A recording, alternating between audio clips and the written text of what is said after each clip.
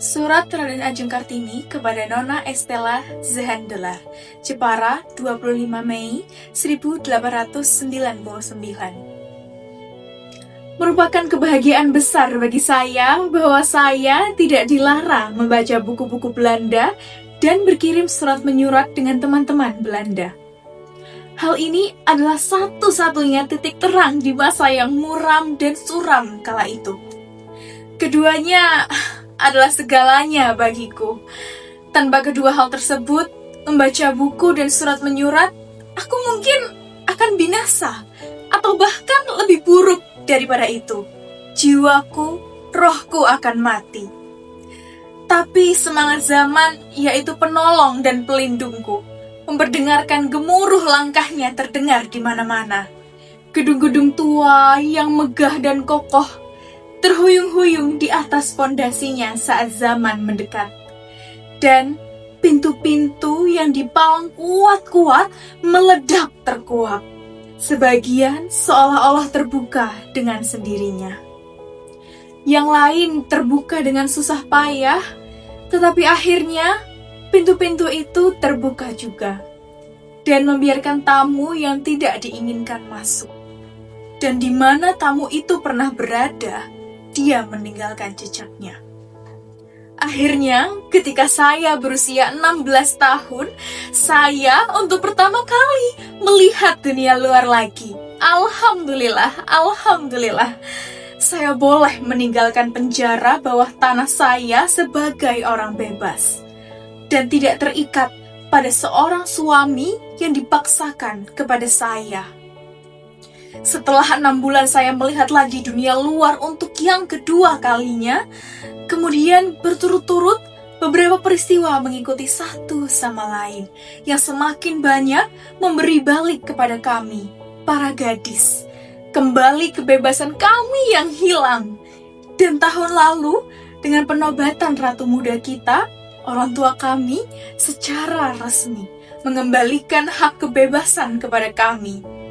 Untuk pertama kalinya dalam hidup kami diizinkan meninggalkan kota kediaman kami dan ikut pergi bersama mereka ke ibu kota untuk menghadiri sebuah perayaan yang diselenggarakan untuk penghormatan kepada ratu.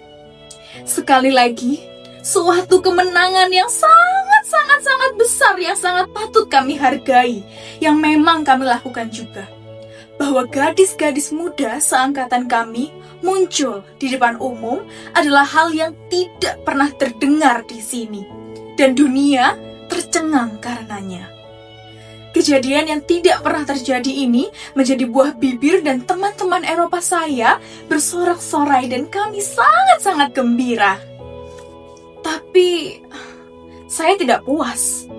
Dan masih jauh dari rasa puas, lebih jauh dari yang saya inginkan, lebih jauh lagi. Bukan pesta dan bukan bersukaria yang saya dambakan. Hal itu bukan yang saya maksud dari keinginan saya untuk kebebasan. Saya ingin bebas agar bisa berdiri sendiri, tidak harus bergantung kepada siapapun untuk tidak harus menikah. Tapi kami harus, harus menikah. Harus dan harus. Tidak menikah adalah dosa terbesar bagi seorang perempuan muslim. Merupakan aib terbesar bagi seorang gadis pribumi dan keluarganya. Dan pernikahan di sini, azab sengsara yang masih merupakan ungkapan yang terlalu lembut untuk ini. Bagaimana nikah itu akan bermakna lain daripada demikian jika hukum dibuat segalanya untuk orang laki-laki dan tidak ada sesuatu pun untuk perempuan.